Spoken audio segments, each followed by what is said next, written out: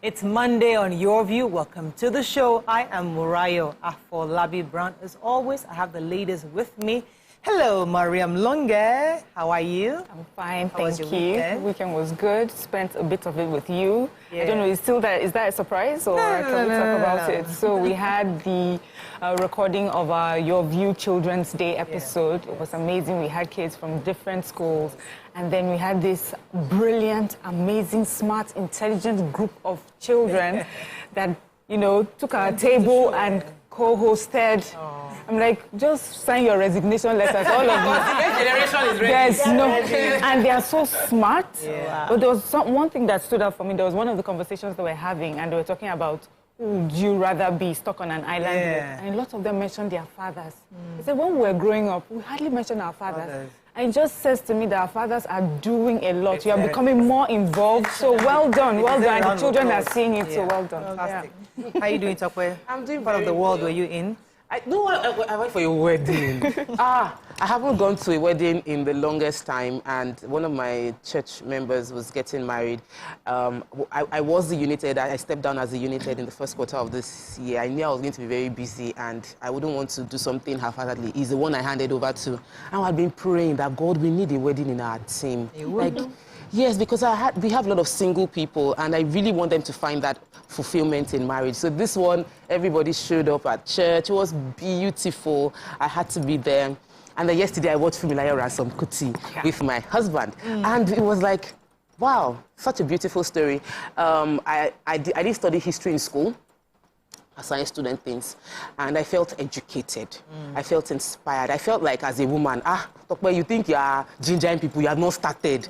That was the way I felt like I need to do more. I need to take up the plight of people. I need to be more selfless in my approach towards my ambition and life. Yeah, so it gave me Word. Fantastic. Preach. Nice. How are you doing, Jilu? What part of the world were you in?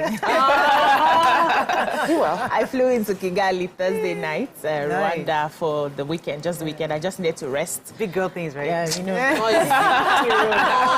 the place is beautiful. It put our country to shame. And they recovered just 15 years after their genocide. I went to the genocide memorial. It was touching. It was painful. Everything was documented to the names of the children that were killed and how they were killed. Once you go there, that's the first points that you need to get to. And I felt really bad. When people call for war in this part of the world, I said, I wish we documented our civil war like this, so that you know where you are coming from and you don't ever want to go back there. The taxi guys that took us around said, we know where we are coming from. It can never happen again. It can never happen again. Because they see it. They see it every day, and you don't want to. You don't want to experience that. You see children sucking their mother's breast, a dead mother. Neighbors killing neighbors. It was so painful. It's not a story for today, but I felt really proud that they were able to come out of it, and now they talk in one voice. They are united. As in you said, the driver said it. They are proud of their president. Somebody like the person attend anybody, they know their story. It will never happen again. Yeah. We know, that's we know where we're coming from. We can never get back there. It's not too late for us to get there. Even the Civil War, we can go back to it. Yeah. And the conversation can not even you can't document as detailed as you've seen it, but we can go back and trace our steps, have a conversation. Not all these national conferences we just put ourselves in. Is to ask for forgiveness. Yes. Each other. We're not when you healed wronged yet. me, where I wronged you, let us recap and rehash the war. Document it. Those who lost their loved ones, sit down with, get their names, acknowledge it before we can come back as a nation. Yeah, because there's also a lot of half-truth, misinformation. So if you have a body where you can speak about only the truth, it will help a long way. Because nobody has really documented the truth. So people are just going based on their own individual perspective. And this one was championed by the president, so he was intentional about getting the road to reconciliation. I also had a great weekend, busy weekend. Yes, I had the recording, but I also had a wedding. Yeah, we saw you. I went first to do my work. job. And then I went to the party, and I had party all night. I had party on Saturday. I had one yesterday. I have one today, and I have one tomorrow. Life of a Lagos girl. Well done. Well, center pattern looks good on you. Who? The center pattern. Yeah. Oh, it does? Yeah. It does. One of those, let me just manage it for the week. Realize. Okay, Very good, yeah. Let's go on a short break. We'll be right back.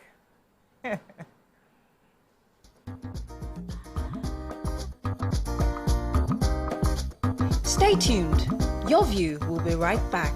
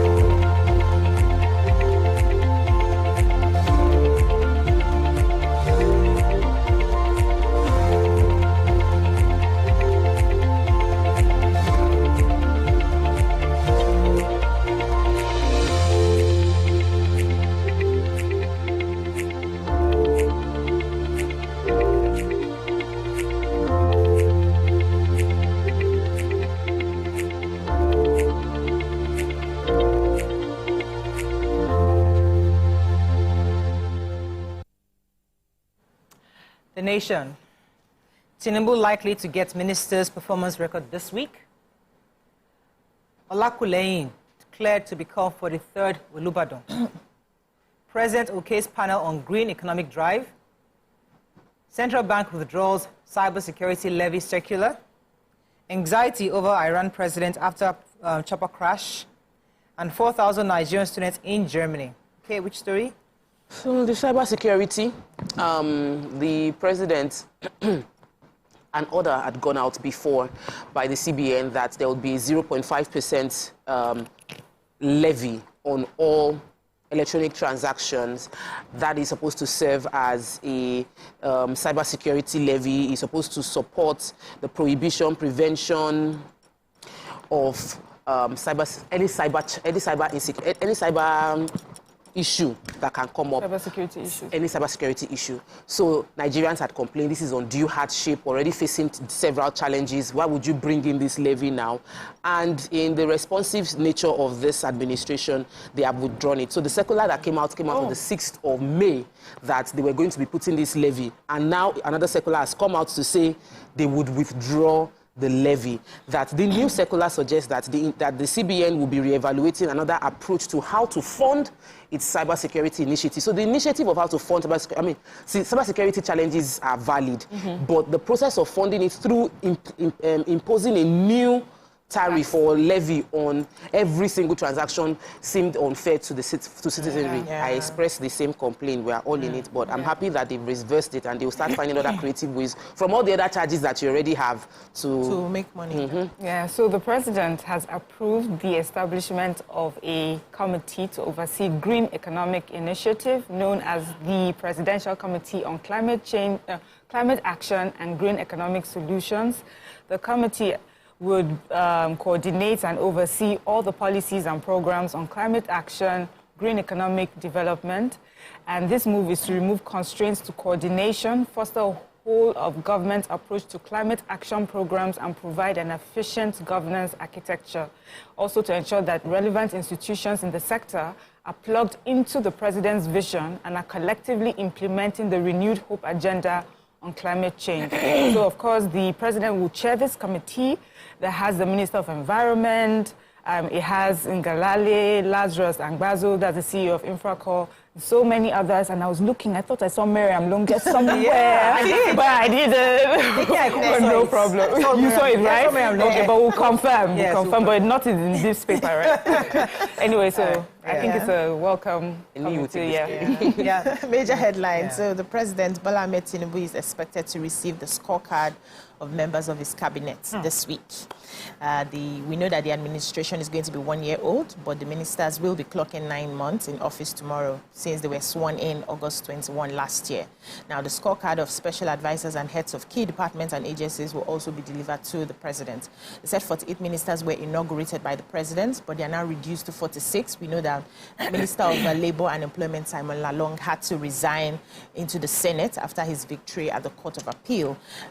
He said he left the government December 20. Now, also, Minister of Humanitarian Affairs, Dr. Betta Edu, has been on suspension since the incident in March 6, and that's what reduced it to 46. Now, I want to read out the criteria for their performance that will be getting. I'm very concerned about the Labu's performance. Yeah. So they're saying the criteria will be reforming the economy to deliver sustained and inclusive growth, strengthening the national security for peace and prosperity, boosting agriculture to achieve food security, unlocking energy and natural resources for sustainable development, enhancing infrastructure and transportation as enablers for growth, focusing on education, health and social investment as essential pillars of development, accelerating diversification through industrialization, digitization, blah, blah, blah, improving governance for effective service delivery. So there's speculations that when they now finally bring this report card, so to speak, are you sure they will not reshuffle? Are you sure they will not send some people packing? I'm looking for Minister of Powers reshuffling. Let us see what's going to happen because this. No, let's see. You mean the ministry?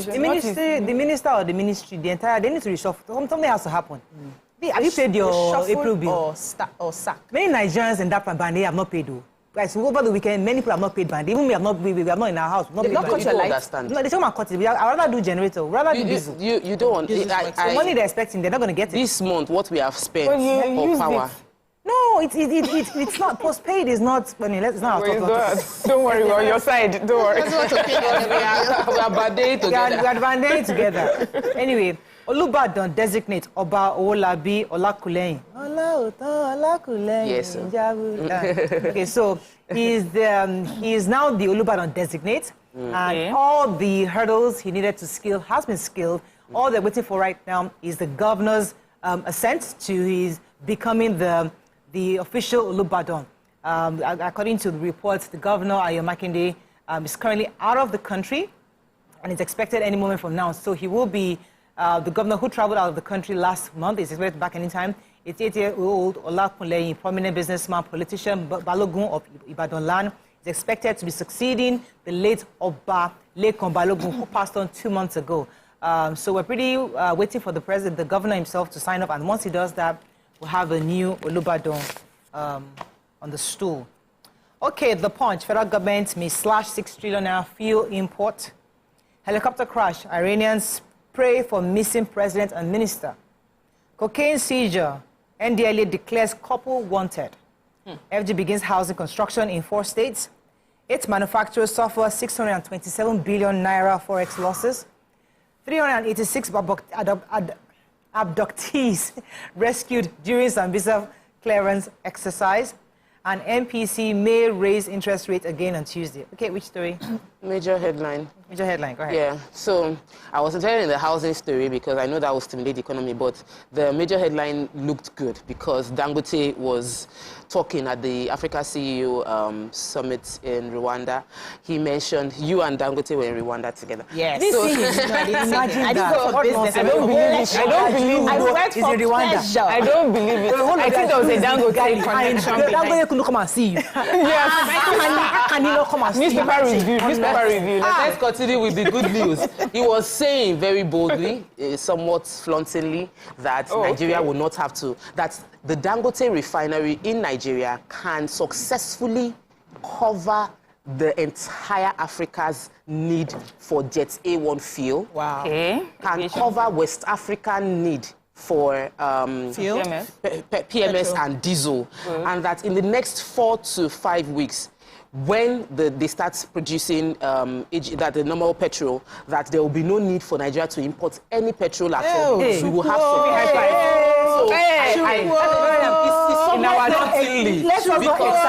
in our lifetime. Yes, that will not have to import. Should we start celebrating? Let's wait. No, let's 5 weeks. Let me finish. Let me finish the story because there's a little bit of caveats to that story.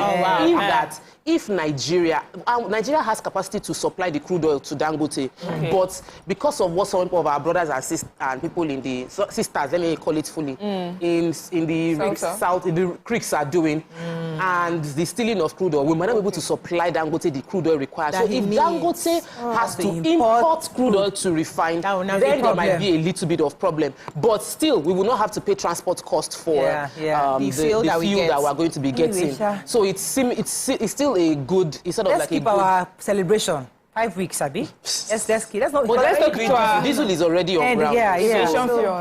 Aviation fuel as well. Let's go on a short break. When we come back. As Mariam said, in our lifetime. Yes, we will not import. And then they said Naira will strengthen as well because they won't be putting so much pressure on using dollar to... In our lifetime. I've been hearing this for so long. Let's go on a break. Let's believe. Let's be right back. Drama.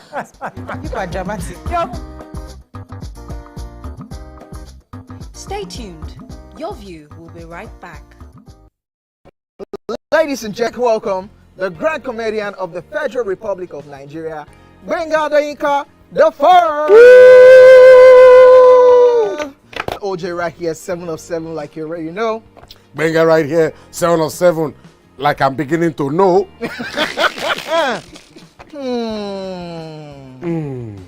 It's now time for the question. You don't scare me one bit. Bata, I go drink. So. Okay. So now one chance for enter. My first question. Do you remember the names of the winners of that edition of StarQuest?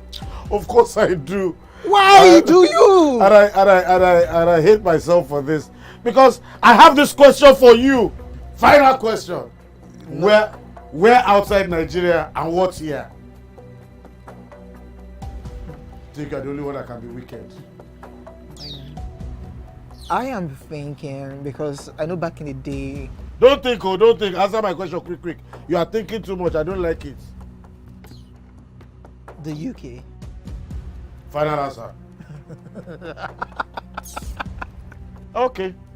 I said, God, please, let me to perform outside Nigeria. Wait. And God gave me a show in Ghana. Drink, my friend, drink. I don't overthink this thing. See where I can. Yes, you overthink them. I would say you should catwalk. Let's catwalk. Where are we? No, that's not catwalking. That's good walking.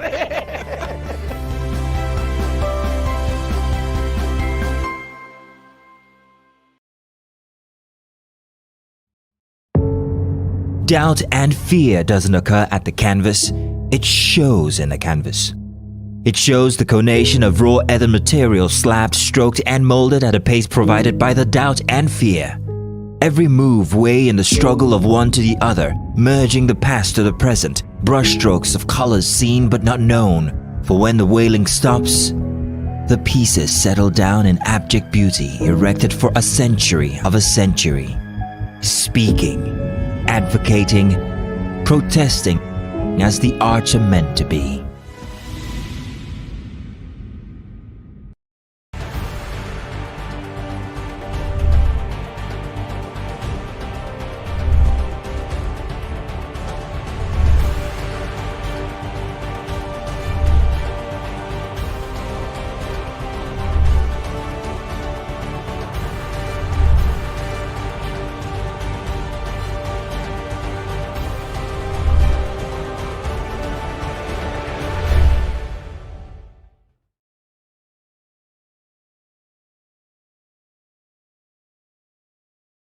For the rich, consistent taste your loved ones crave for. Good for soups, stews, and jollof. Terra Gold. 1 cube, endless possibilities.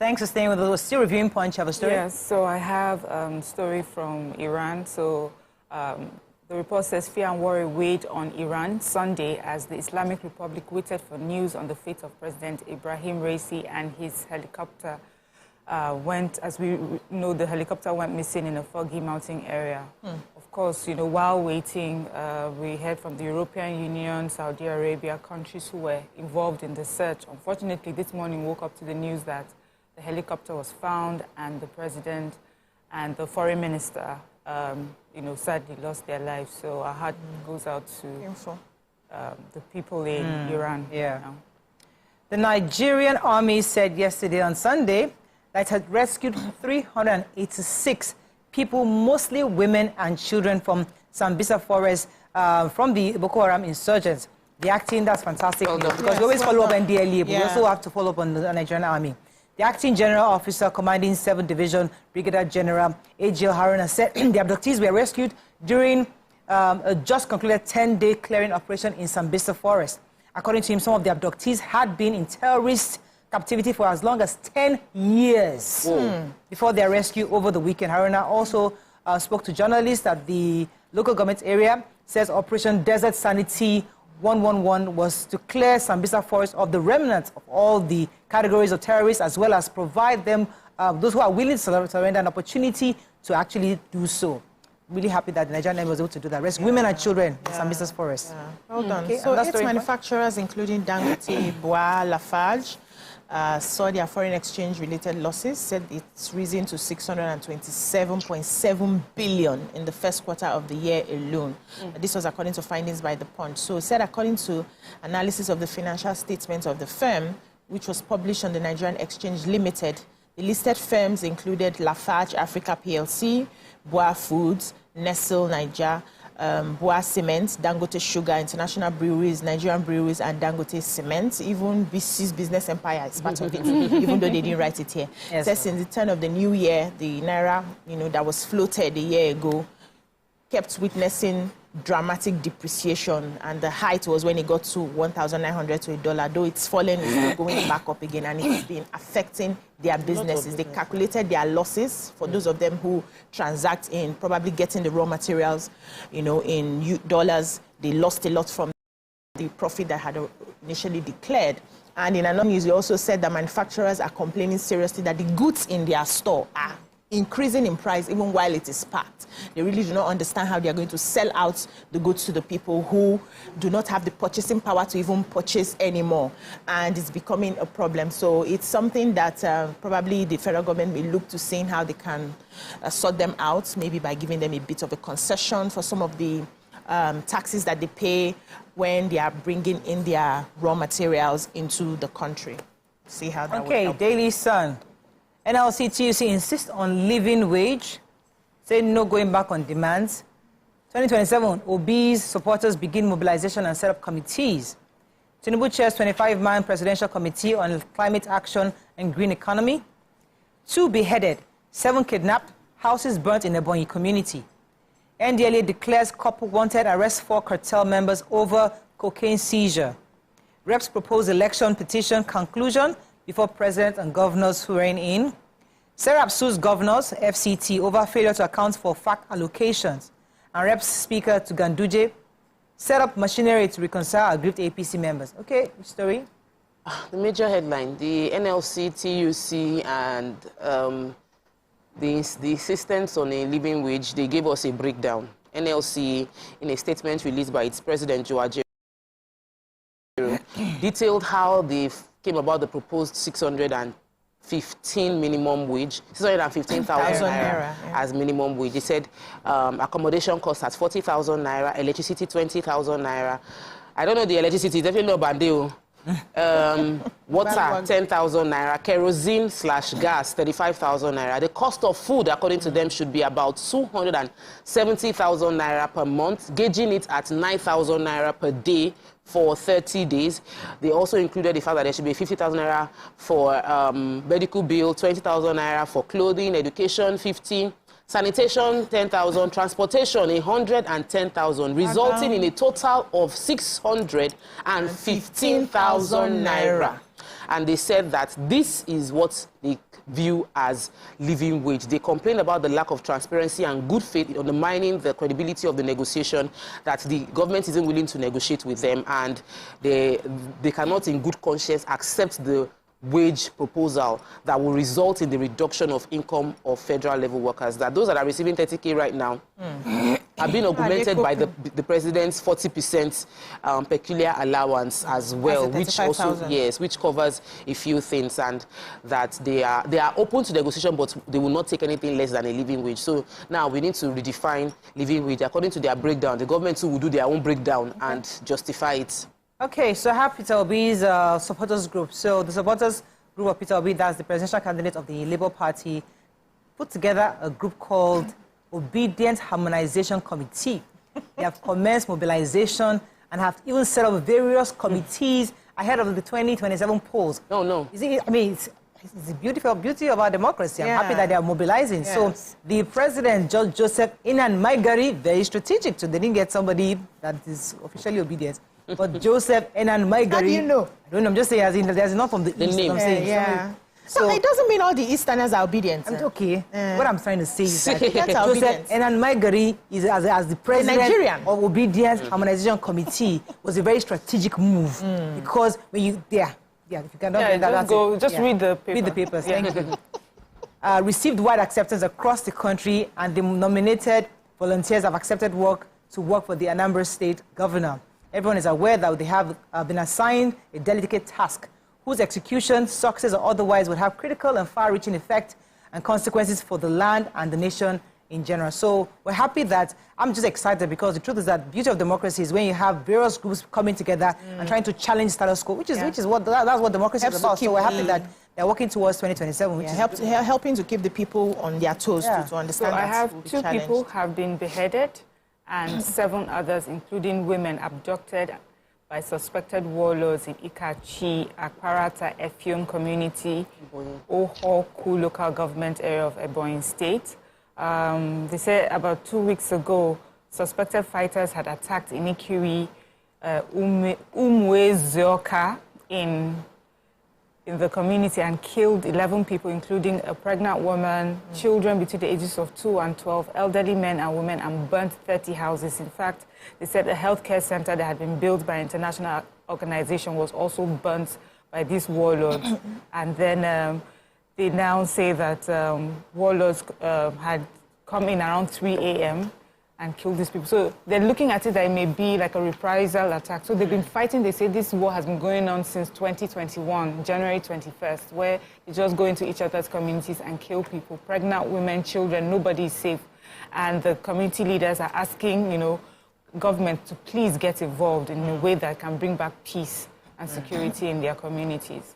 That's to the point. Very quickly, anxiety as police keep mum 3 months after the disappearance of 5 officers on operational assignments in Abia. Lives lost, houses burnt as Osun or your communities clash over land.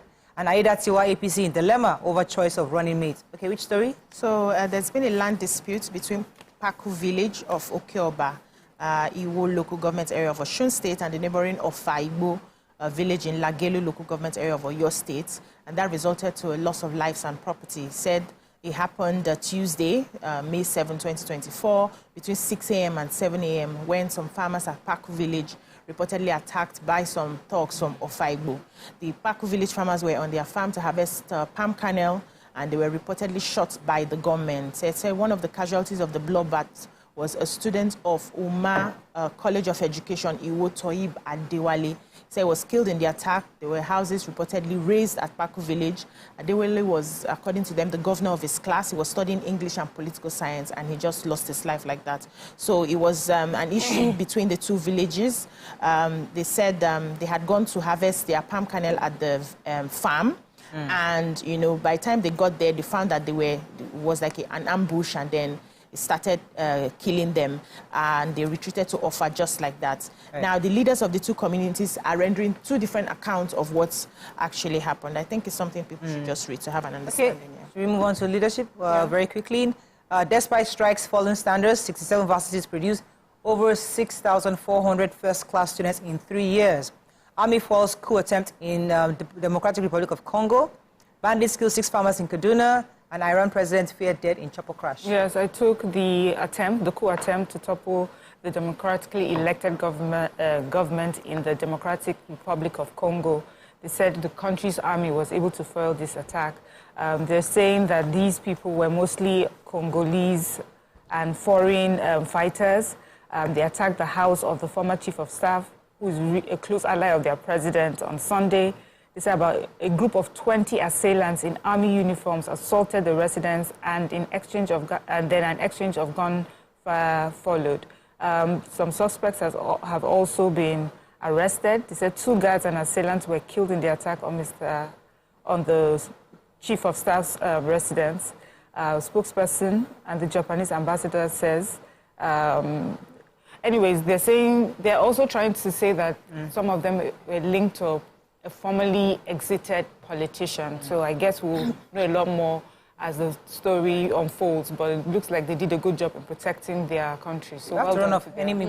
Yes, you know what, manufacturers are complaining that they have a lot of unsold goods, mainly FMCG products, that because of the cost of living keep going up, many products are not being, especially palm oil producers are being the worst hit in the market because they are not getting their goods sold as fast as possible and is affecting them. However, beer producers are best performing.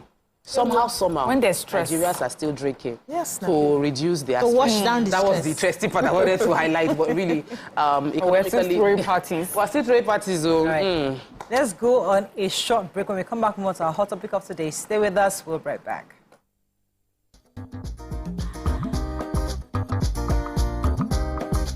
Stay tuned. Your View will be right back.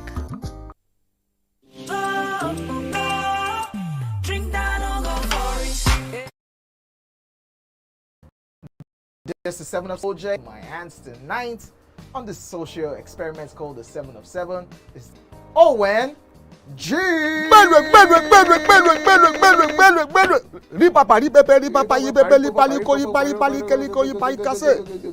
is the name, or what was the name? You see, I want to make them better now. Rockhart.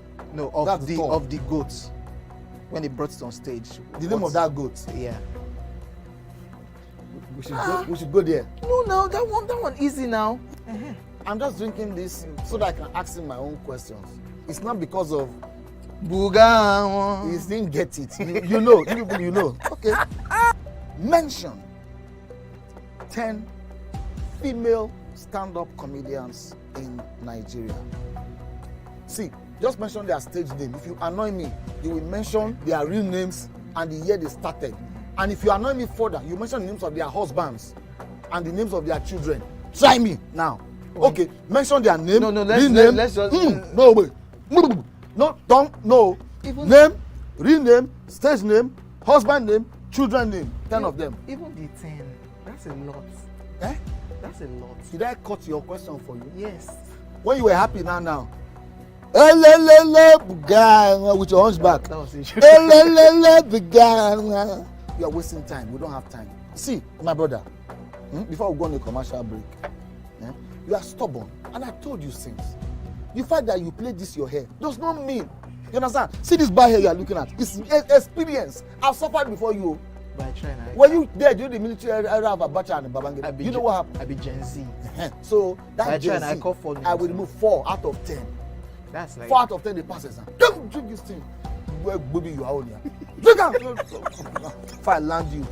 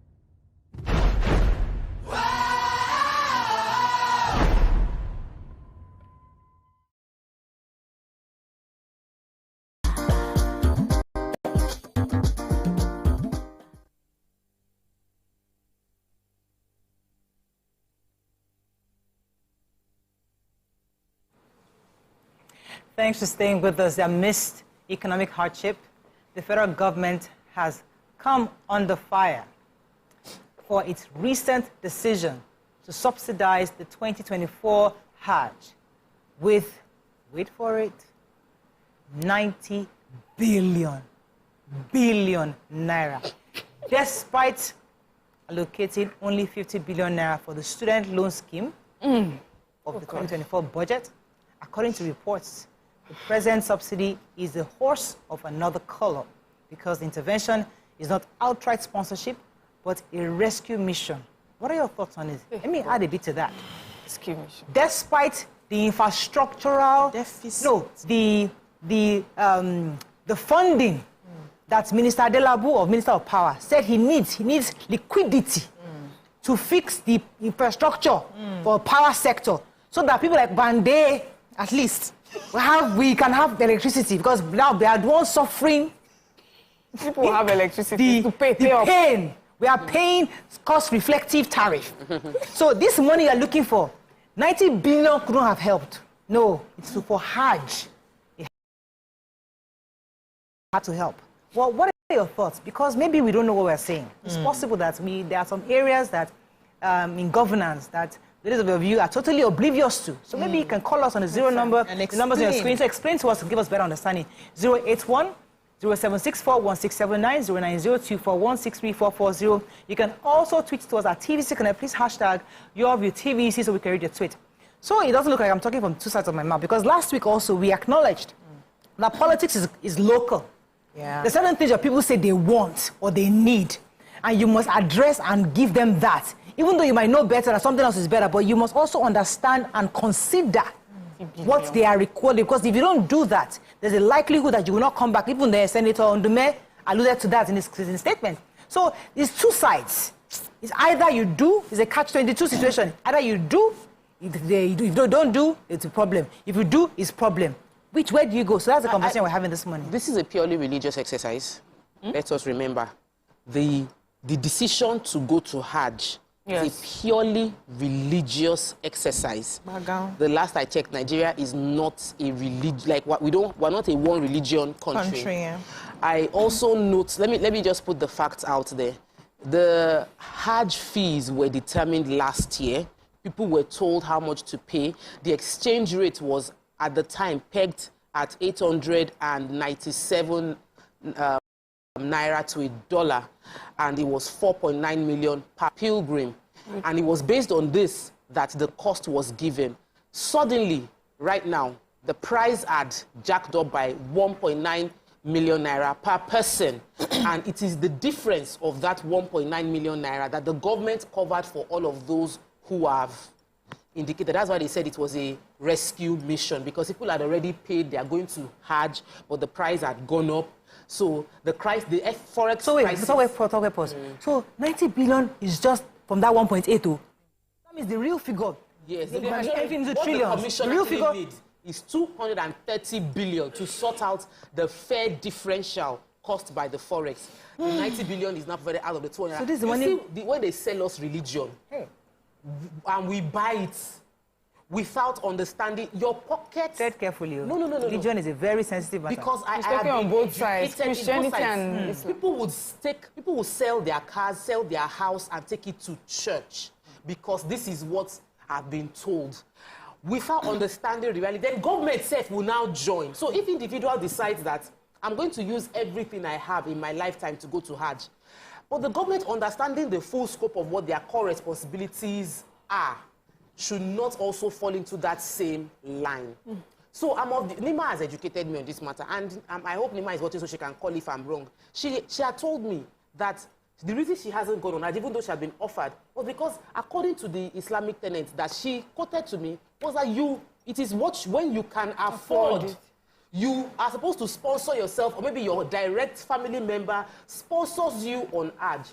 If I'm wrong, come on YouTube and comment if you think that. Okay, but if that is the statement, that it is something you do out of the volition of I can afford it, I pay for my mother, my father, my spouse.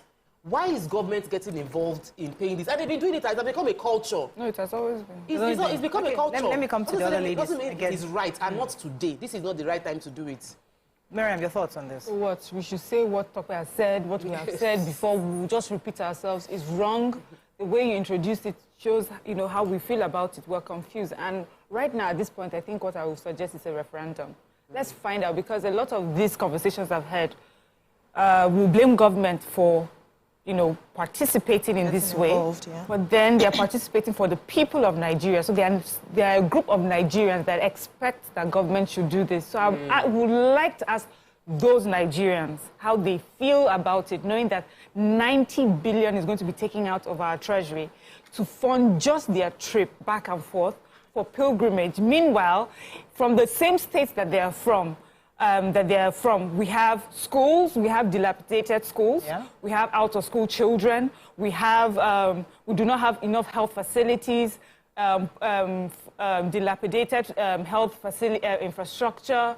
There are just so many problems. Insecurity, where we're looking for more funds to so that we can have more security personnel, better security in our schools. And I'm thinking, if they were asked to come to a table and make the choice between this 90 billion for their trip and 90 billion to be put into these issues that I've just mentioned, which would they have taken? Were they given that option? Were they told that it's from the same pocket, or that money that we need for all these things that we're crying about, that's from the same pot that we have to use to fund you? I'm not absolving government in any way, because for me, even though the people want something, the reason we also have a government of people with experience, people with education and exposure, and we believe that they have to a level that most of us do not have. I expect that there's a conversation on how to educate and enlighten our people if they are not sure, if they don't know the impact of what it is that they're asking for. I'm tired of talking about this topic. We have talked about it many times, and we just know that ways. Yes, it does not make sense. Yes. So, I was in Kigali over the weekend, and one of the conversations I had with some of the taxi drivers that took us around was the fact that their president had done about 23 years, and they're still going to vote him again. And I asked the question, why? And they said, because he brought about the developments, and they started listing everything. In fact, every individual in Kigali can point to this area and say, this is what the government is planning for this place, this is what the government is doing for this place, this is what the government is doing for us. And they said they are not sure that if they vote somebody else in, the person may be able to continue on the path of development. The fear of going back to where they were coming from was what was pushing them. And they said this man has proven himself to work for the greater good of the country. Now, why am I bringing this? We have politicians in this part of the world who want to give people what they think the people need so that they can come back. As a leader, it's not about giving the people what they need. It's about giving the people what is best for them. It's like a child at the age of 14 saying, my birthday is coming. Daddy, I know you have money, you are buying me a car. And you know that the car is not best for the child at the time. You say, so that I will be the best daddy in the world. And then you buy a car and give to the child who will go and drive and kill himself or kill herself. You don't do that. You explain, break it down and say, this is for the greater good of the people. And when I asked myself, when I saw this, I was like, what is the priority of Nigeria? Do we have a vision? Because I do not understand the correlation between religious activities with government. It should not even, the conversation should not be together. You're a private individual, you are a public individual, you want to go for your a spiritual or a religious exercise outside the country, fund it. The way you go for your holidays and you fund it, fund your spirituality, fund your religion. Why is government involved when we also have a lot of things that we have not paid attention to? Look at the decadence in our medical care. Just look at it. You mentioned the schools. Go to some of the schools. They don't have roof. They don't have good toilets. Some are still under the trees. In 2024, reading in a country as big as Nigeria. Kigali again, they don't have any resources, though. Nothing. They don't even have water. They want to do artificial lake in the next how many years? They don't have nothing. But we have the potential. House, everything they need is organized. You don't need to import. One of the things that their president has said is that before the end of how many years, every Kigalian will be living in a flat. They want to raise down all those their small huts in the old shanty and raise it up and then make it affordable for. I'm sure they don't spend 90 billion on it. It's a taxi man that is telling me all of this. No, wait now. Wait. Let me not wait. I won't wait. Let me tell you I won't wait. Because this is the same Nigeria. This is the same Nigeria where Obasanjo wanted to do a third term and we all revolted. Because it's possible that Obasanjo could have been. It could have taken us to that point. Because the truth is What's his name? Back. Paul Kagame, thank you. Because the truth is, I'm not a Obasanjo fan. I'm not. But the truth is, this man said it then. That Nigeria is right now, we need time to fix it. 8 years is not enough. Give me an extra term. I need more terms because if he had, is it possible that Nigeria will not be where it is? So let's not. That's not the conversation. That's not the conversation. I'm trying to let Nigerians know that we are also our own enemies. Because if Paul Kagame was our own president, he would not be successful. No. Don't say that. Don't be. She only used it as an example. That's not what she's saying. That's why I said do not take the conversation from the back so that we don't miss the crux of the matter. The crux of the matter is you get into power and you look around and see the problems of the country and you decide that, I'm sorry, you people have enjoyed this corruption, this religious trip, we funded you for a long time. But right now, this administration will not do this because of what we are going through. Minimum wage, we are still quarreling. Our people that are collecting 30,000. What is 30,000 naira for a full-blown married man with children to survive? From here, okay, because help me. The pilgrim people are getting 500,000 naira subsidy. That's what they are doing for them. It's not like it's they didn't cover the entire bill.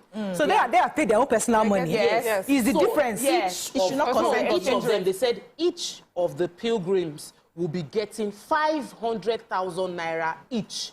And yet, Labour is asking you for 615,000. You cannot give them. You can't pay. So me, when I was traveling to my own Kigali, did the government support me? I went for a personal retreat. I went to pray on the mountain of my God. Pray for Nigeria. For Nigeria matter. The mountains what of I'm saying Kigali. is, how come a few people are getting the advantage? Band A people are made to pay cost reflective because they look like they can afford it. If a man can afford 4 million naira, he can afford that 1.9. Thank you. For the 1.9. Yes. Why would you subsidize for the rich at the detriment of the poor? Because giving 500,000 naira to someone that can afford 4 million naira is you dashing a rich man money in a poor country. It's not a wise decision.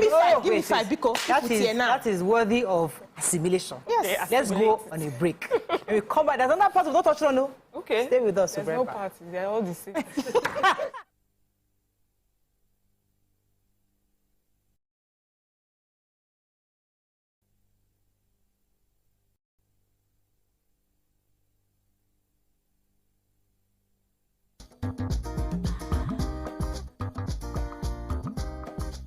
Stay tuned.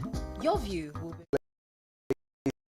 Gentlemen, pioneer, positive force member, dancing queen of the 80s, non-conformist, Afrobeat historian in her right, and long-standing member of the multiple award-winning all-female show Your View, Omoyeni Yeni Anikulapo Kuti, aka YK Power! Ginger. Take it. Today we'll go here. Hey, I don't read you. Are you sure? I'm not here to answer questions. I'm here to drink. We're in trouble today. Wait till your age. I was close now. I said 1975. He said 73. He said 75. Fellas wasn't even born till 75. So will I drink half? You go drink. Take. Make I help you. Russian. No be half. Which half? You will make me drink. I'll give you a hint. Lights in no.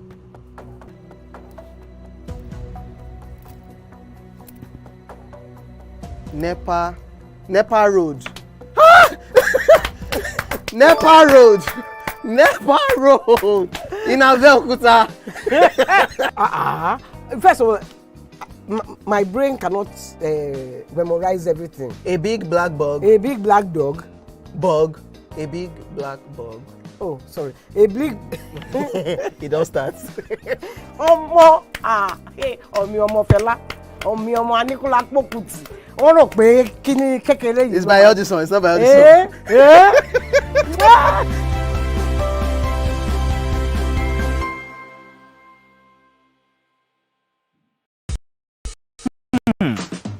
Have you ever wondered what happens behind the curtains of a man's mind?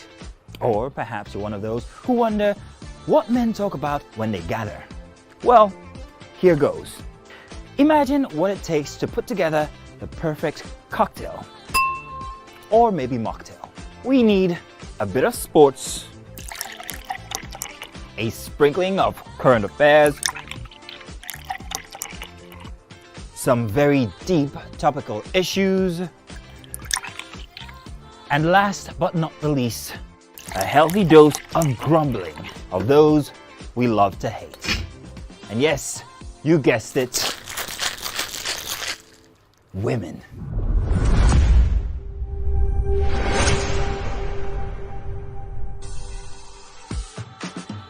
So, if you catch the drift,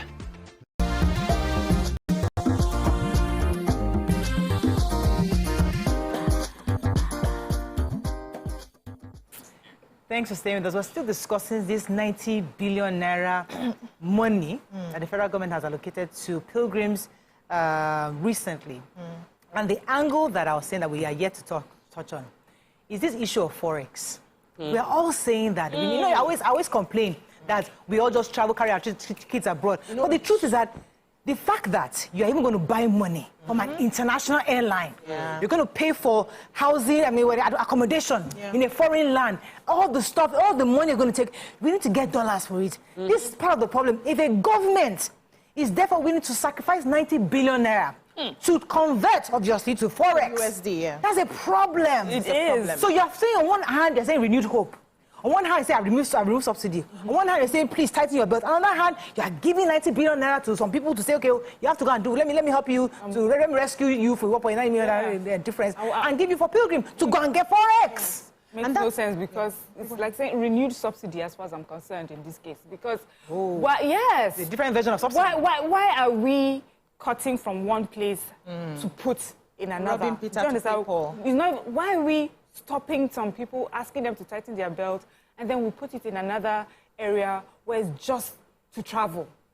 Why is government, the CBN, so willing to be involved in this? What was the conversation with, the presidency, the CBN, about this amount that was supposed to be taken out to fund these people? Was the presidency advised? Don't we know what the impact of this will be on our economy, on our naira? That's why I said I don't like to talk about this, because we know the questions, we know the shortfalls, we know the issues. So what are we doing? The only way, government can sort of absolve itself is to say this is what the people want. They are insisting on it. Without it, we will not be able to do other things in the economy or develop better things in the economy.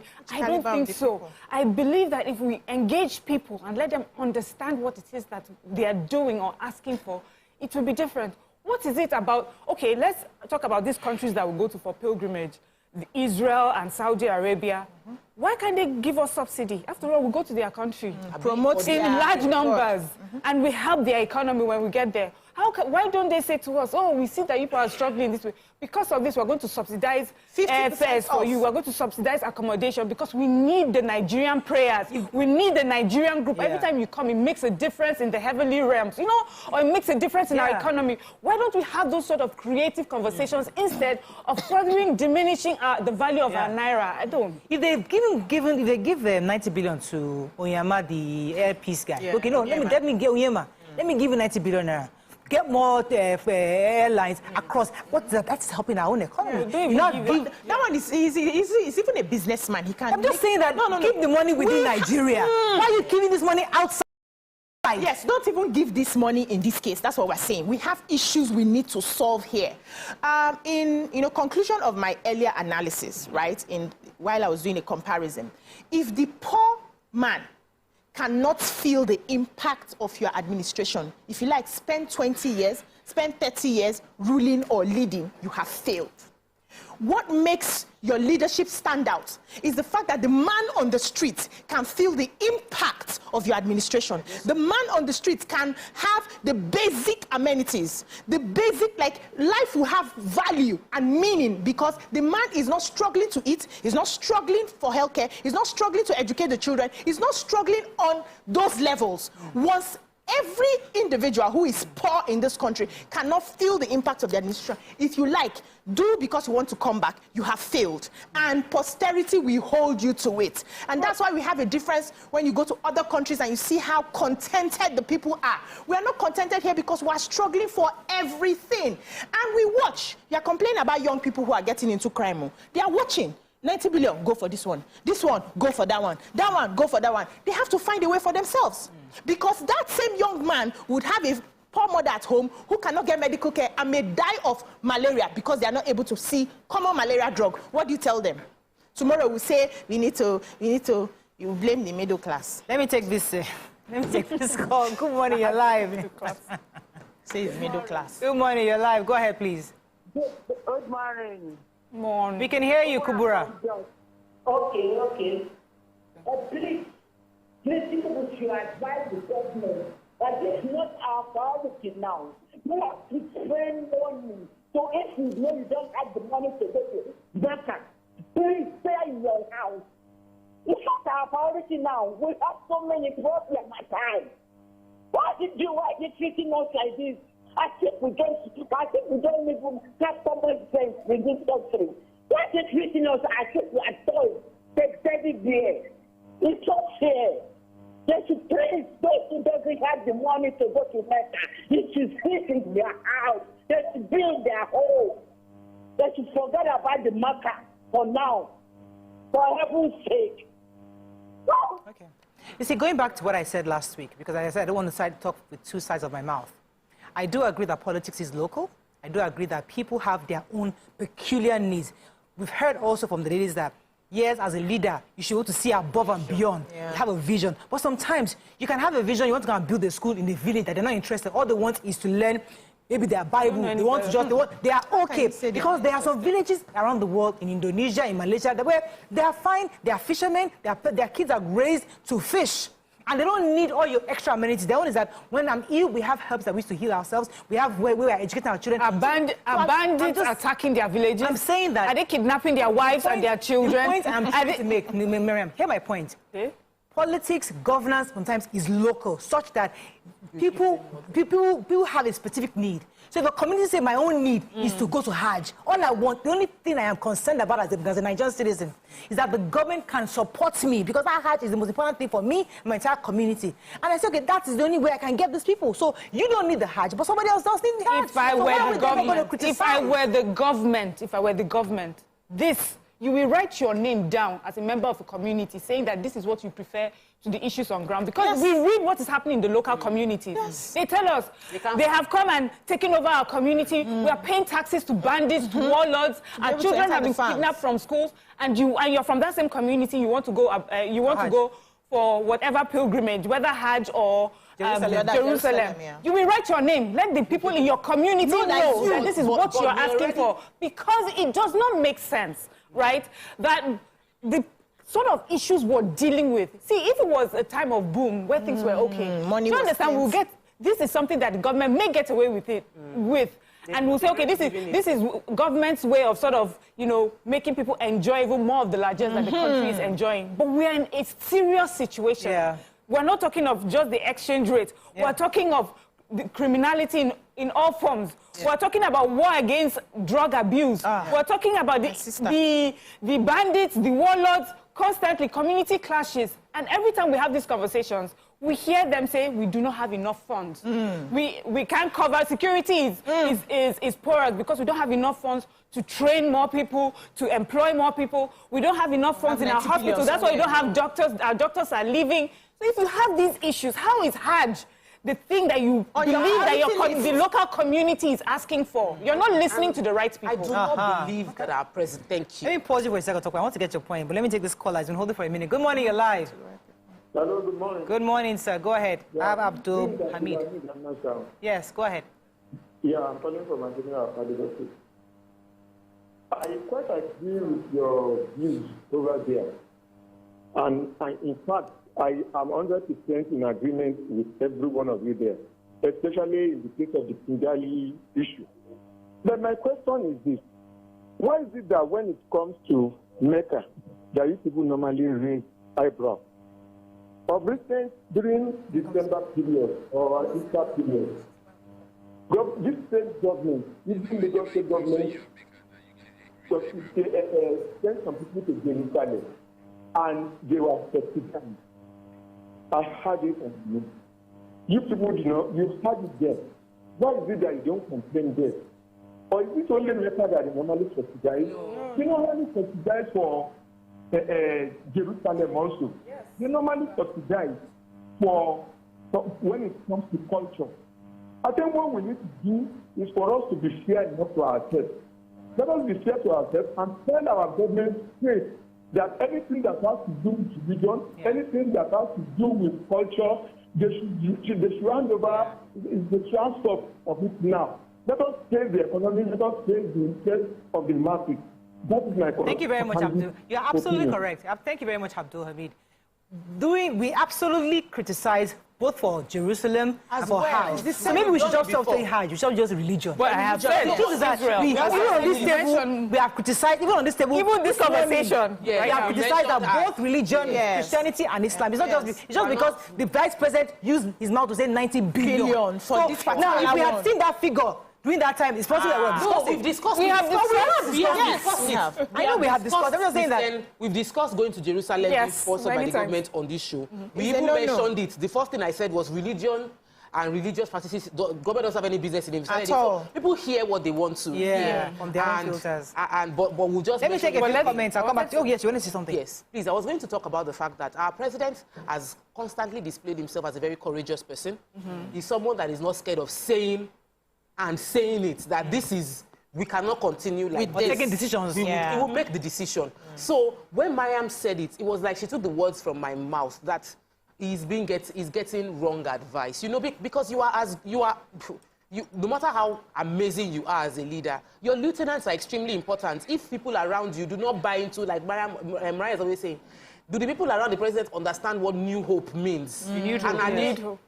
Renewed hope. And this renewed hope, are they willing to put in all that it takes to deliver the renewed hope? Because someone advised the president that it made sense for him to spend 90 billion and the Nigerians would accept it lying down, or that there will not be backlash on him. That person on his own also needs to be dealt with because the person misled the president.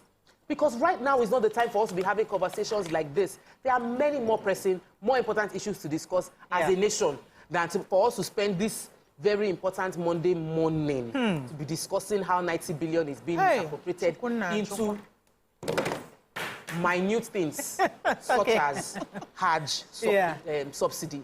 We cannot. It's not a okay, I think I have a caller. Let's take a few comments. Let me take a few comments. There's somebody that said, I won't mention his name, he's a politician. He says, Murayo, good morning. Religion is a private matter. Let governments remove its hands from funding religion. Thank you. This is a misplacement of priority. I am not happy with this. I won't mention your name because when you said politician, I was expecting a different. Maybe not get it wrong with your guys, but let me just keep your name. Let me take a few. Fiona says the 90 billion is for Hajj. I have a caller. Can I come to you? Hello. Good morning. You're live. Good morning. Yes, sir. Emmanuel. Good morning. Good morning. Good morning. Good morning. Good morning. This is the first time caller. Welcome to the show. I think when this government, when they were coming in, they said they promised us the new hope. They promised us the new hope.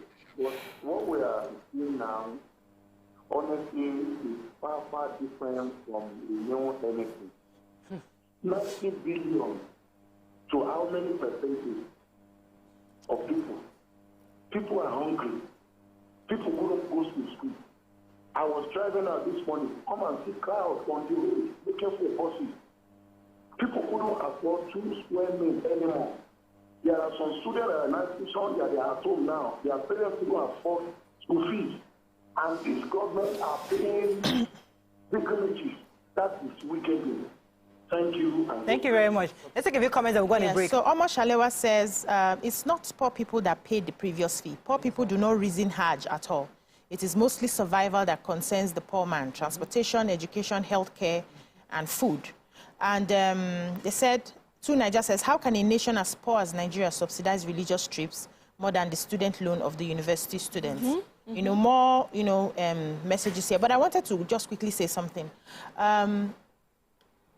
We say these are the needs of the people. These are the needs of the people. Now, when we check those needs, we juxtapose those needs to what the real people really need, we see there's always a disparity. Yeah. So which caliber of people are we attending to right now? We need to separate it. So when we say needs of the people need this, the people need that. Which caliber of people? Because we have seen now that the people have grade. We have the lower of the lower. We have the middle. We have the higher of the higher. And they are all people. But which needs are we attending to as an administration, as the government? Which needs should be on our priority list? Are we ignoring the low of the low because these people can even contribute a bit to what we want to achieve? And what's the end goal of this religious activity? What is the end goal in connection to our GDP? What is it going to bring to us as a nation? We are constantly helping the other nations to make money. They make money out of tourism. I remember a few times where a couple of friends went to Israel. They bought everything. They bought sand. They bought water. They bought oil. Everything on the soil. They sold to them. The people selling to them said they don't even believe in their Lord and their Savior, Jesus Christ. They're just using it to make money, making money for their country. And we, that we have not made money for our own country, we are constantly giving them because they sold something to us and everybody's rushing. Okay. So in asking government a question, this 90 billion now that you are sending away, how is it going to come back to us?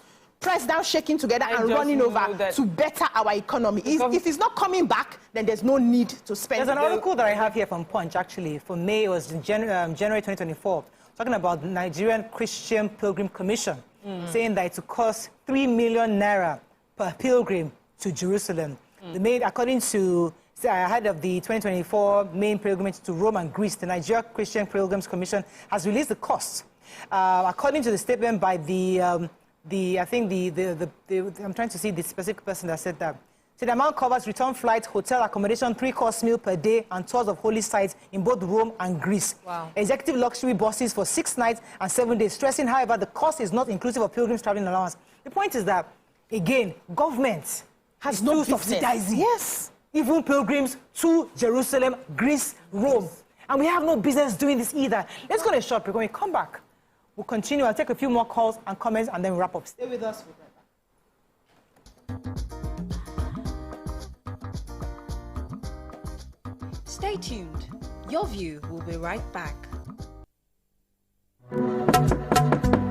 This is 7 of 7. My name is OJ and signing a sobriety into my hands tonight on this social experiment called the 7 of 7. It's Owen G. What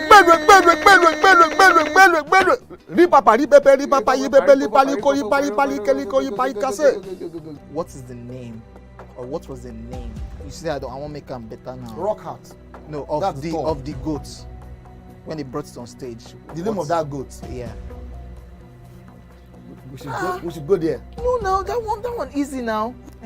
I'm just drinking this so that I can ask him my own questions. It's not because of Buga. He didn't get it. You know. Okay. Mention 10 female stand-up comedians in Nigeria. See, just mention their stage name. If you annoy me, you will mention their real names and the year they started. And if you annoy me further, you mention the names of their husbands and the names of their children. Try me now. Okay, mention their name. Let's just. No, wait. No, don't. No. Name, real name, stage name, husband name, children name. 10 of them. Even the 10. That's a lot. Eh? That's a lot. Did I cut your question for you? Yes. When you were happy now. With your hunchback. That was it. You are wasting time. We don't have time. See, my brother, before we go on a commercial break, you are stubborn. And I told you since. The fact that you play this your hair does not mean. You understand? See this bad hair you are looking at. It's experience. I've suffered before you. But I try now. When you there during the military era of Abacha and Babangida, you know what happened? I be Gen Z. So that Gen Z, I will remove 4 out of 10. That's like 4 out of 10 they pass exam. Don't drink this thing. Well, baby, you are on here. Drink out. If I land you.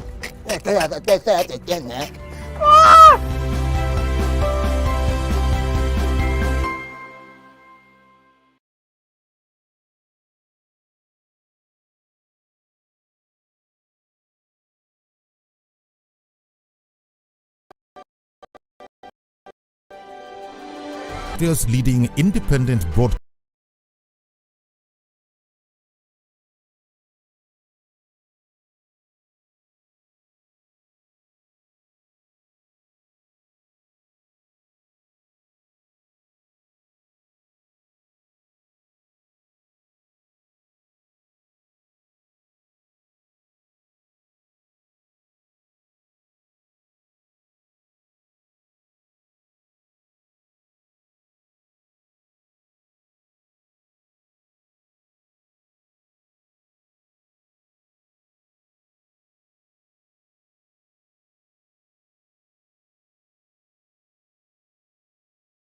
to work.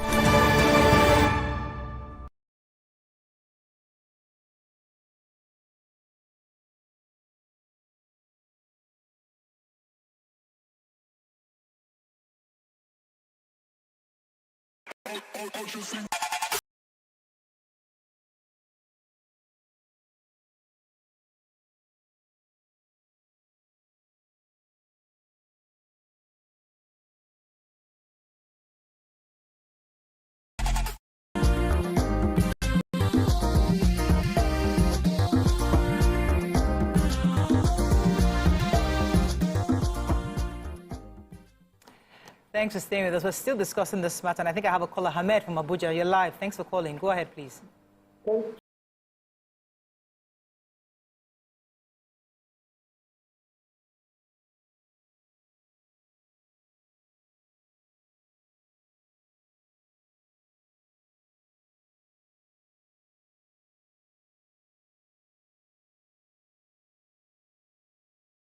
Yes, for pilgrimage to Holy Land. But this year, it is 9 million. So the federal government should be able to explain who did they subsidize, how much, what is the subsidy did they do to pilgrims? Madam, they subsidize their pockets. There's nothing like subsidy for pilgrims. I know people from Abuja here that went on this pilgrimage and they paid from their noses. They paid as much as 9 million, 8 million, 8-point-something million per pilgrim. So there's nothing like subsidy on to those that went on Hajj. They should not cause confusion between the Muslims and the Christians in this country. They should they should be able to tell the whole Nigerians the truth. It's a lie. There's nothing like 90 billion subsidy for pilgrims in Nigeria. Sorry, please. Thank you very much. You know, this issue of pilgrimage is an Islamic thing. I don't know when Christians started going to pilgrimage. When I was growing up, it was an Islamic induction for you to die. It's required of you as a Muslim to go on a pilgrimage. But Christians, you have no business. If you want to go to Rome or go to Greece, it is your own personal choice. It's not required by your religion. So to the point where you as Christian are not saying, I just want to go on a pilgrimage. Well, whose business is it that you're going on a pilgrimage? That's number one. Number two, at what point the government has said, you Christians that are going, I will also support you. On what basis? So Mariah, it was, this spirit of fairness. Because by religious ethics, like it's in their hadith or something. I think Nima is not here. For Muslims to go on pilgrimage. It is not in the Bible for Christians to go on pilgrimage. But when government was paying for Muslim pilgrimage, the Christians in politics too now said, how come only a group of people are the ones which one started first? We are going to go on pilgrimage. Islam is in the Bible. No, I understand. I'm saying the funding of pilgrimage, do we know which started first? We don't know. So we need to be sure. If we are wrong, they can come and correct us. But correct us. Either way, the point I was trying to make earlier was the fact that it was just Christians, but there should never be a commission for Christians pilgrimage in the first place, because it's not our own, it's not required. There wouldn't have been a commission for that if government was not subsidizing for the other people. Because we're all Nigerians. I was going to say that Kola made a point, which is a problem that we suffered with subsidy on petroleum. That one of the reasons we wanted to shut it down is the corruption that happens under the cover of subsidy. And we have players who, remember now the story of the subsidy then was there was a cartel or a caucus that have found a way to get money from government from that subsidy into their pockets that they did not deserve. And so this caller is saying that government should also look into it, because there are many people that are going for this pilgrimage who have not been subsidized, and so they are shocked at the amount that is being touted as what is used to subsidize their travel. So That's a serious corruption issue. Yeah, that's another allegation. Yes. Let me take Shola from Akute. Thanks for calling. You're live. Oh, I'm sorry I missed that. Now, let me, there's a paper that was written, there's a research paper. I'm trying to get the name of the person. I think it's Tewashe Brebel.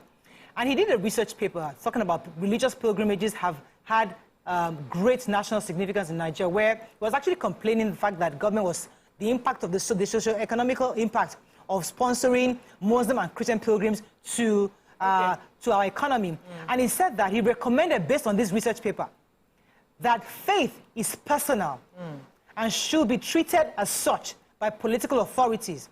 The privatization of matters relating to religious pilgrimage will have positive implications for the anti-corruption war, promote peace, harmony, and development. Privatization means that the private trip is not a public, it's not something for the government to do. So a research paper has been done on all the years Nigeria has sponsored pilgrimage, and he's saying that, listen, it doesn't make any sense. Religion itself is private, and government has to take a drastic decision to cut off any influence in religion or involvement in religion. So Wikipedia says pilgrimage is a journey to a holy place, which can lead to a personal transformation, after which the pilgrim returns to their daily life.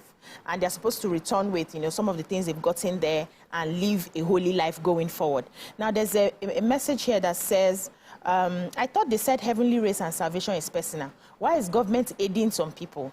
And, Fiona says, this is not a religious matter. The point here is that it's not needed for the time. We have more important things to do with money.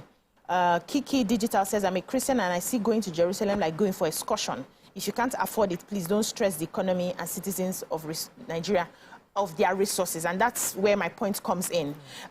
This is taxpayers' money going for your personal whims and your personal convictions, which is not supposed to be a business of the people who are paying the taxes. The people who pay these taxes need the taxes to be used for the betterment of the states and the federal, government in infrastructures. They want to see their money working for them. Now, when we cut out from the money that's supposed to work for the people so that they can have a semblance of the basics of life, and we're using it to fund some of these things that mean nothing to our economy, mean nothing to our development, we are therefore cheating the people who are paying their taxes. And I think this is a call to all the lawmakers that they need to come out and say, the people now, the people that, I don't know the people that are clamoring for the pilgrimages, but the real people who need these things to reflect in their lives are saying that this is not what we want, this is not a priority. I would ask, see how this can be recalled to say,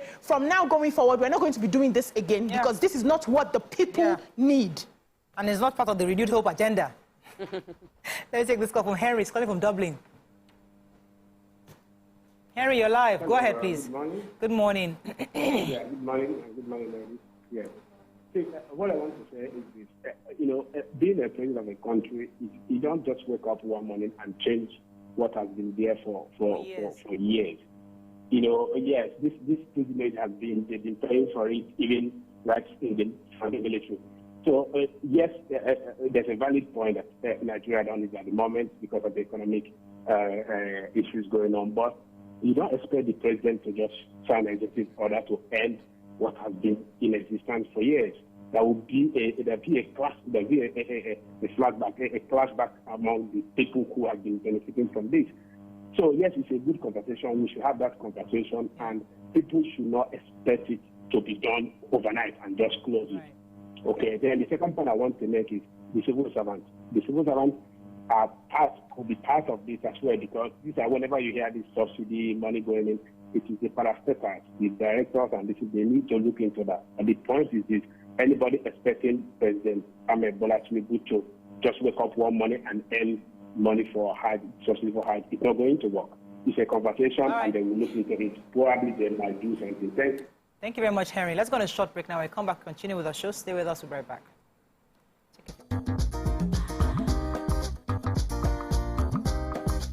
Stay tuned. Your View will be right back. In a move to end fuel scarcity and create employment opportunities, Salbos Oil and Gas has completed another mega station. Welcome to Pure Entertainment. What would you like to order from our menu today? We have the regular, So let me go and look for my jam results. So My 280 was 320. I suppose don't be one medical. At this point, I contest my jam results. I want to close the show. I can go. I can. That's I can all leave we can Nigeria, but I take. choose to Ejeki, stay. close the show, Yi Fadala. Ladies and gentlemen, number one, Unavailable by Davido featuring Musa Keys. We also have today's chef special. Yo, shine, shine, shine, shiny, yeah. Say recap done, and it's time for number one on the countdown. One of Nigeria's hottest artists right now, his name is Rema, and this one is called Charm. Kick it. Another.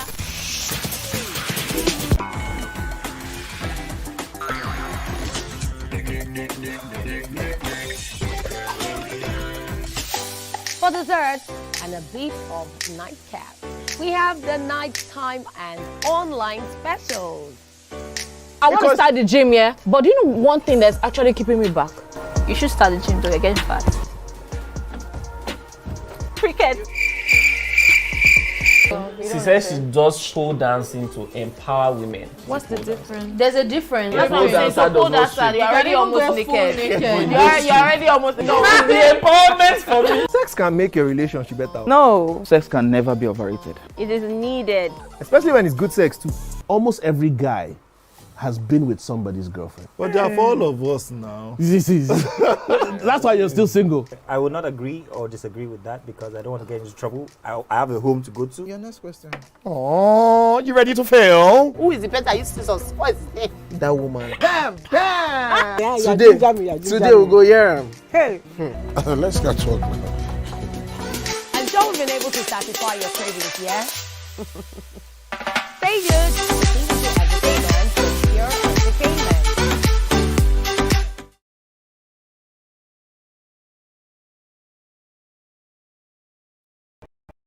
Ikechukunde Okonkwo, aka Cross.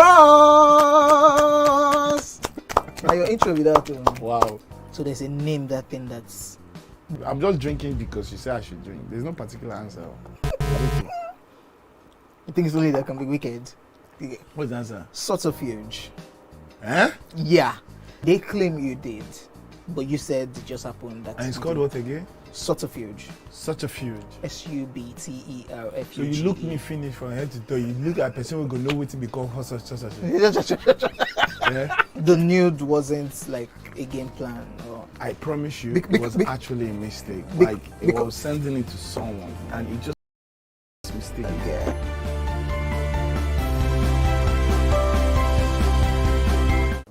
Ladies and gentlemen, please help welcome to the show, La General, the one and only Pere Egbe. Which of the following is false about teeth? We are born with 20 primary teeth. Teeth are the hardest substance in the body. Teeth are the strongest bones in the body. Teeth is not a bone, actually. Teeth can self-repair. The strongest bone in the body, no. Teeth is not a bone. Final answer? Teeth is not a bone.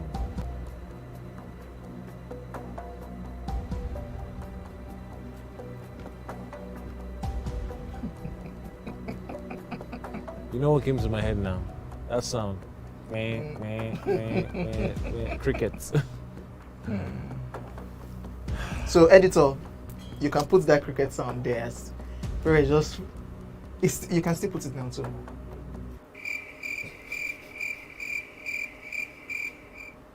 When was the first Gulda ultimate search?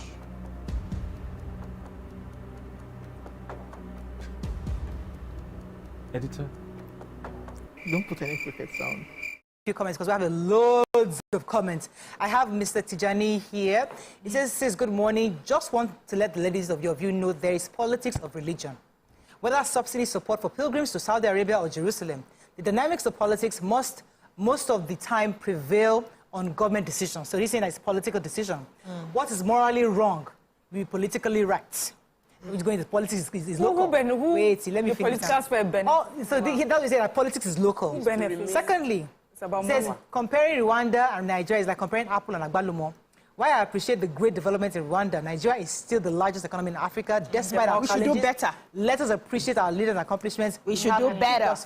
Nigeria is a regional power and the greatest country on the surface of Nigeria, of the earth. And Nigeria is a democracy. Yeah. You come out every 4 years to vote. They don't. They do. They have another. They are voting the same person over again, but no problem. Hey, it's working. You were reading. He's working. You were reading comments. What's that word? They recapitalized the banks for the first time. Yes.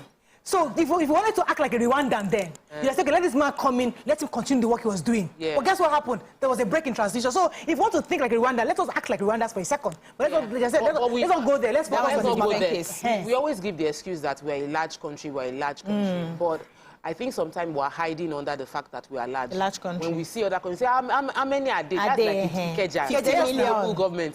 So the fact that you are big should mean that you are better. Not more efficient.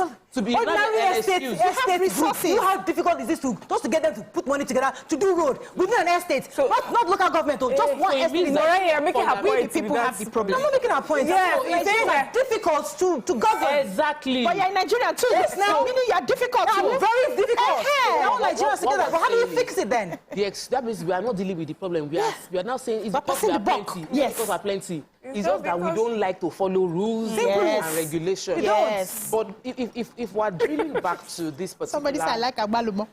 Me too. If we are drilling back to this our topic of religious sentiments and religious support, or even generally misplaced priority in terms of government expenditure, this one can be put under the major headline of misplaced priority when it comes to government expenditure. I want to take a few comments because we got to wrap up because there's a lot of people want to contribute. Somebody says, Mr. Daniel Debola says, my dad traveled to Rome, Jerusalem for pilgrimage in the 80s through Cannes. So it's been on for a while. Was it subsidized? Yeah, yes, I'm sorry, it's subsidized through Cannes. Oh, okay. I thought you meant car. I thought you said he drove Cannes.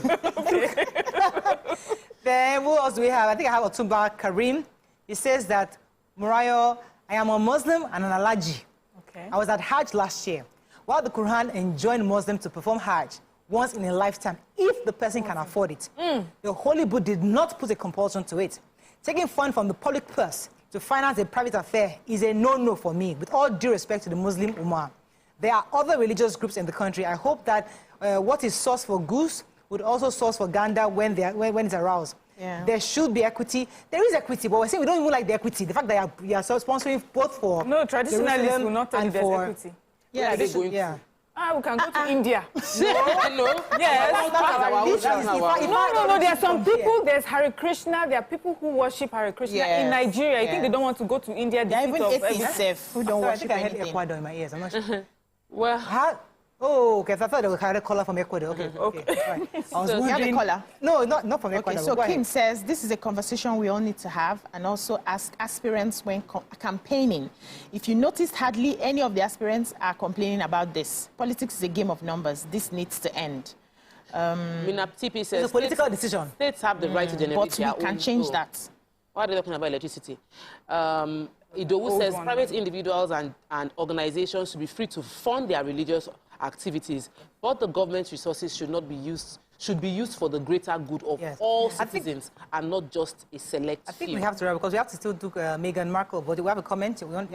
Okay, Williams Davis says, I think some of them are a bit Andrew says the perception is that the head of the federal government is favoring a part of the Nigerian society of which they have religious affiliations with. It's not good for the Nigerian stability. 90 billion, it is too much, Joe. Okay, that is all we can take on this topic and this segment. By thinking in a nutshell, Nigerians are united on this, saying that religion is personal. And the truth is that if whoever wants to go for any type of pilgrimage to Jerusalem or to Saudi Arabia, to wherever it is you want to do, it should be a personal decision. Government has no business, especially in this critical time. Talk about something during the break that when there was abundance, when oil money there was a boom. All money was coming. It seemed like wasn't it Babangida that said we don't know how to spend the money. Our problem how to spend we don't know how to spend. So the government said made that statement. He made that statement. So we had plenty money then. Then you can subsidize every single thing. They had free food in schools. They had so many things. But now, unfortunately, lunch tickets. Naira is 1,500 or 600 to the dollar. My sister. Our economy cannot handle it. So the renewed hope agenda, therefore, should go back and sit there and say, what are the things we need to cut off? not power shower, but every other thing, we have to find a way to ensure that we stop subsidizing all these things that are totally personal and ridiculous. Power, It's power. But does not want to pay her Imagine bill. that 90B in power. Imagine that minister will be so But they are excited. giving power too now. Last week we took a story on power, and they were going to pay 130 million for power. Million or billion? Billion for power. Yeah, but it better be billion. 130 billion. Education, You need trillions. That guy said he needs about 13 trillion or something. Yeah. He needs money. Education. So imagine like if Adebalabu is here, you're giving 90 billion, he'll be upset. Yes. I mean, I need money. Yeah. And what I'm afraid of is government and NLC. On what would they stand now? Yes, NLC is going to use that as number one agenda. 1 million 90 billion, and we're asking NLC will take you to lunch. Let's go on a break. When we come back, we'll take our next topic. Stay with us. We'll be right back.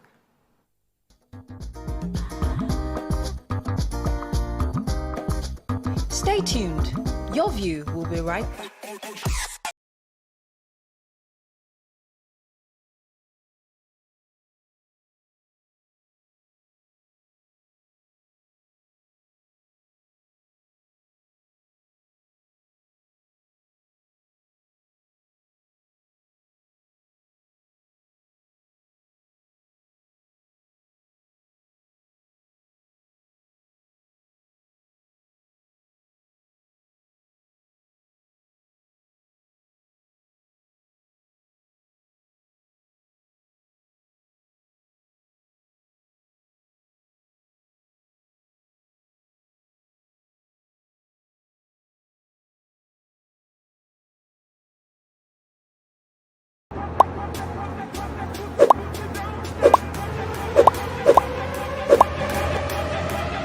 The show starts in 3, 2, and... We're here again on your screens this beautiful morning doing what we do best.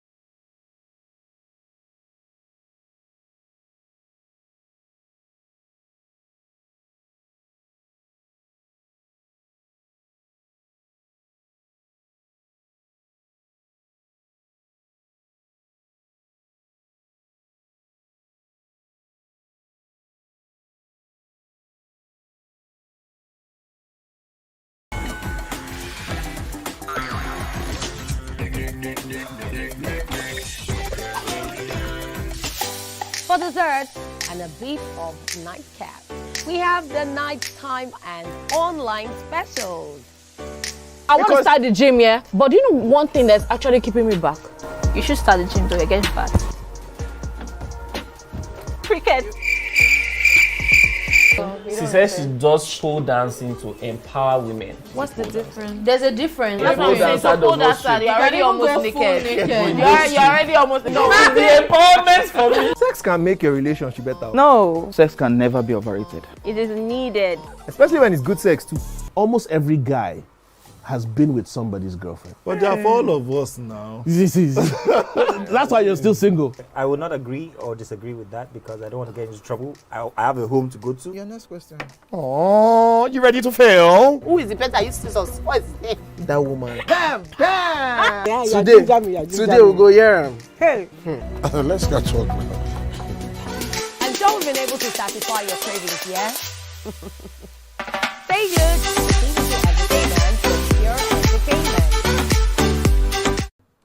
Thanks for staying with us. So a British journalist and presenter has criticized the Duke and Duchess of Sussex, Prince Harry and Meghan Markle for visiting Nigeria. The couple visited Nigeria to celebrate the Invictus Games, Harry's tournament for wounded soldiers in Nigeria. However, the visit has faced criticisms from British journalists and royal supporters.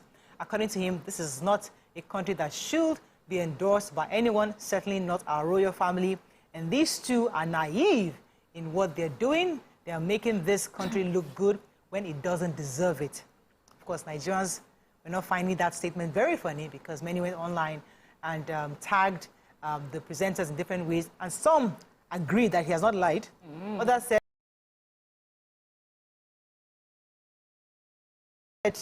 what he said is totally false because it was overgeneralization. Others said, even though you want to criticize us, we would rather criticize ourselves. Don't criticize us. What are your own thoughts? And what do you think about the visit in a nutshell? You can call us on 081 0764 1679, 0902 4163440. You can also tweet to us at TVC Connect. Please hashtag YourViewTV so we can retweet. I also read that the king wasn't also happy that he criticized. He was seen to be upset about their trip. And I'm thinking to myself, I mean, what was the problem? Was it the trip or the reception? Because from the articles I read, it was like they were more upset of the reception than the actual trip. What are your own thoughts on the entire trip? The comments by the media guys, I don't know which one wants to go first, either the comments by the journalists or the trip to Nigeria or the reception. Which one do you want to go with? Who wants to go first? I feel like I'm of the opinion that the reception was very grand. The reception was a reception for like the royal family. That's the reception. That was the way I felt concerning the way it was trending, the governor, the president, all of the ceremony. It felt like, oh, we are receiving the royal family, and we know that the royal family had publicly disengaged from them. So I know that the royal family might feel funny about the way they were received, like they were representing them. I also feel there's a little bit of beef because they didn't expect they would still be relevant even after the falling out with the royal family. So, but from my own personal opinion concerning the visit, I felt like it was like there was too much pomp and pageantry over. Like, they are just visiting, they're not bringing business. It's not like their presence is going to improve our economy. So, what exactly is the feferity all about? That was my... But why can you mention the same thing too? Oh, I felt it was just so much feferity on, let us appreciate ourselves. Like, we have a lot of important people as a country that for us to be doing this much of ceremony to welcome, they're not royalty again, no. They're not business people. They're not coming to invest in Nigeria. So we'll talk about the Oyinbo, they are royalty by blood now. But Mary, I want to jump in. So what are they bringing to the table? I guess so. There's Prince Harry founded the Invictus Games, and what that does is that soldiers who've been wounded during service are involved in these games. So it's like an Olympics for wounded soldiers, wounded servicemen and women. Huge. And we know that, and I've watched a documentary, on the Invictus, on what he's done with a lot of these wounded soldiers across the world, and they are grateful for it. Because for a lot of them, they said that, while in service, the constant training, the going to war and then you are now injured and then your life stops. And it's a huge mental health issue for most of them. But now to have the Invictus Game, something to train towards, something to be part of, something to be appreciated and acknowledged for, it's a big deal. We always talk about how soldiers who have sacrificed everything and their lives, but for those who are injured, what do we do with them here in Nigeria? So he was bringing that brand to Nigeria and saying Nigeria will now be one of the countries that will be part of this. He visited the soldiers, injured soldiers, and also he met with, I think, a school, and this also was like a mental health awareness journey. So that was what they brought. The pomp and pageantry, I don't think there was too much of it if you look at it critically. Because the way we would welcome, like King, we would line up our children on the streets, they'll be waving flags. I'm just saying, what we saw groups, apart from they were coming to see the national security, defense, please, someone should remind me. And that body received them. No. That body received them because they are the ones in charge of the military and the wounded soldiers. So they received them, they gave them a picture of him and his mom when he was small. So I think that one was okay. Then we have private individuals that also received them elegantly because that's how we are, Nigerians. We're very hospitable people. Yes, we are. We do not do anything out of the ordinary. Have you come for our Owambears? When we are doing birthday of a 5-year-old, are you trying us? What are you talking about? So then we now have, apart from that, then there's the angle of the fact that she found out that she's 43% Nigerian. She was so proud it was to like be. coming home of a daughter. Now, having said that, we are not naive that there's no political issue that may come from, that we haven't heard about. We know there are fallouts with the royal family. We understand all that has happened. But I feel that that's what gave it the coloration that everyone is seeing. It wasn't, there was nothing that we did out of the ordinary. It's just because the royal family is not in good relationship with them that they feel bad about it. Okay, I get now, that. Let me just one last thing. Prince William, his older brother, and his wife had traveled to an African country. Was it South Africa and one other country? Their own trip was not as successful. It did not look good. Here he was carried on top of a thing, and we had blacks carrying him on that thing, like in the days of slavery. We did not like it. In this particular trip, we saw Harry and his wife mingling with everybody. He was playing with the injured soldiers. They had this fence that our black children were using their hand through the fence to greet them while they were on the other side. So a lot of the things that even their people noticed, like, this is different. These ones are more like their mother, Prince Diana, and Nigerians were welcoming of that. So I think it was just beef. They're just angry that Nigerians are hospitable. You have finally finished everything, but I like how you started explaining what he came to do. He actually brought value. For anyone who's asking a question, what is he bringing to the table? We've always talked about how some of our fallen soldiers are abandoned. They are left there, and now they have something to look forward to. That's a huge value that he was bringing to the table, and we definitely welcome him. I watched the series, The Crown. So I practically understand everything that's going on in the mind of the royals right now. They are seeing this as, we have disassociated ourselves from these people, but now they are going behind to carry out official duties. And that's where, looking like they are going behind to carry out official duties. And that's where the anger is coming from. And when you understand the royal family, at least what was depicted in that movie, The Crown, you see that once you are ostracized, everybody's supposed to abandon you.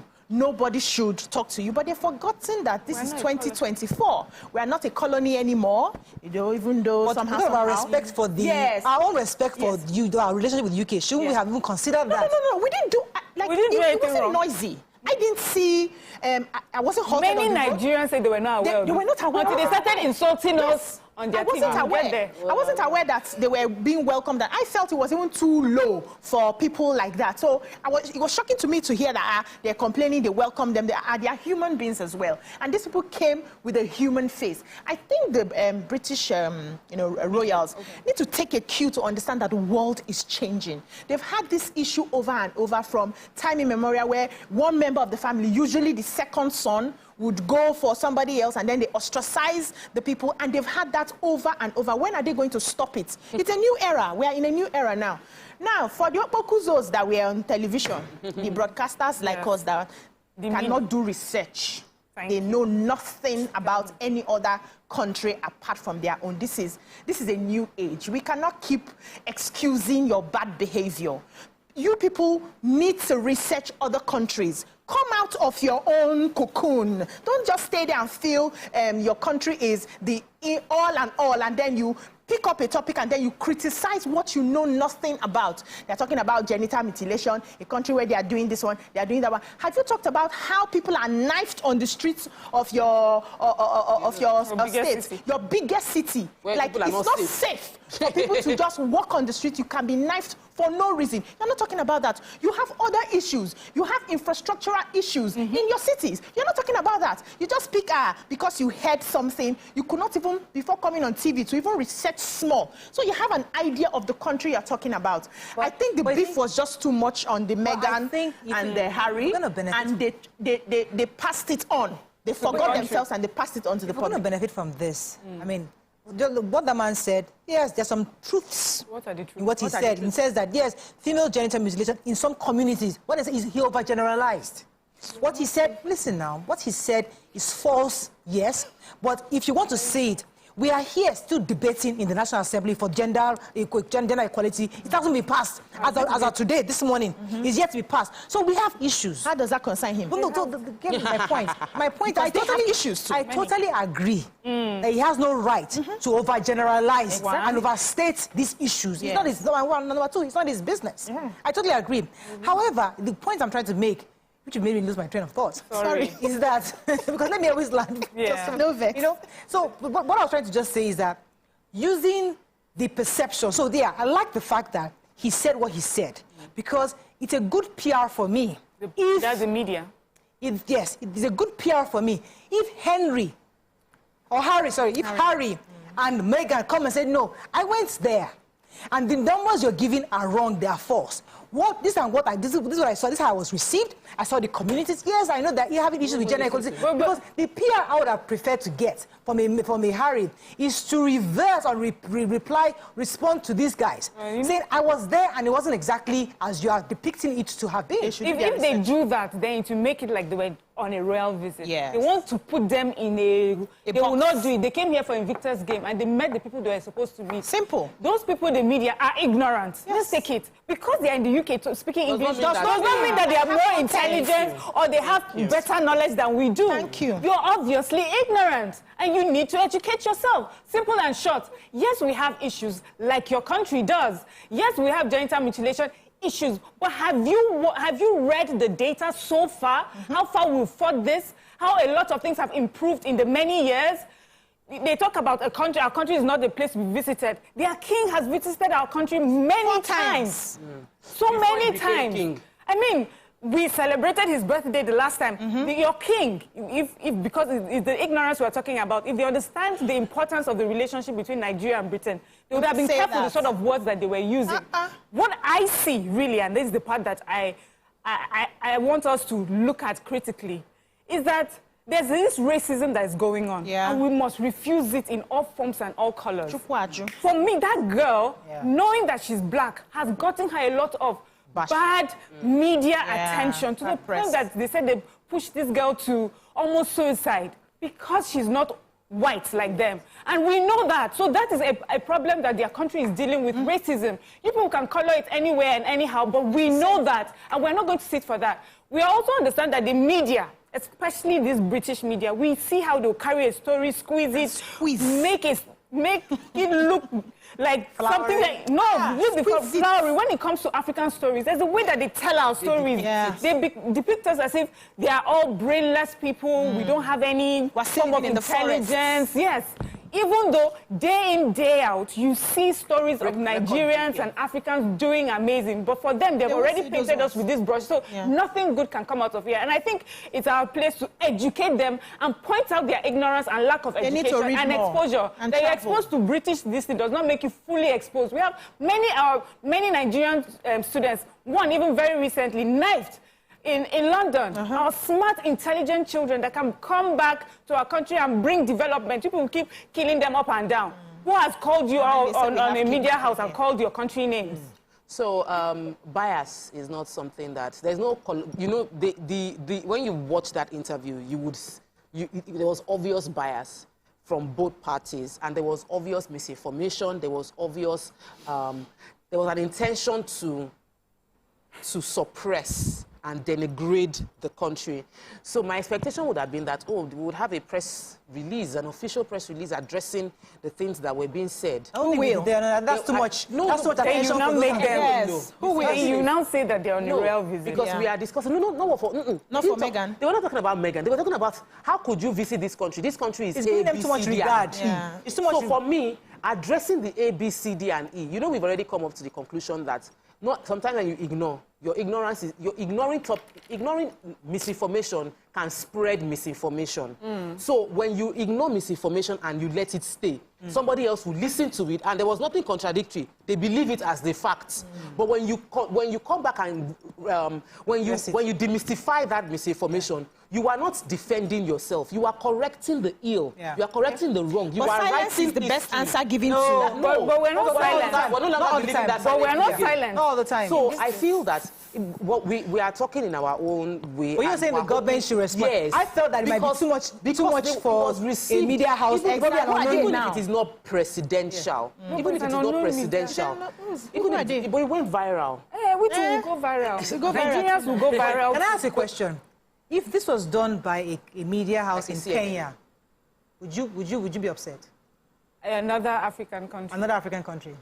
Doing this to us? Saying exactly about They won't do this to us. I'm just asking a question. Yeah, I'm just an African media. So the reason why, the reason why I'm asking is because it seems as though the reason why we're really pained is because it's British. No, it's because it was live. So, because somebody said that, I mean, based on the comments I was saying, is it possible that if this was said by a South African media house or a Kenyan media house, Nigerians will respond to it as we did?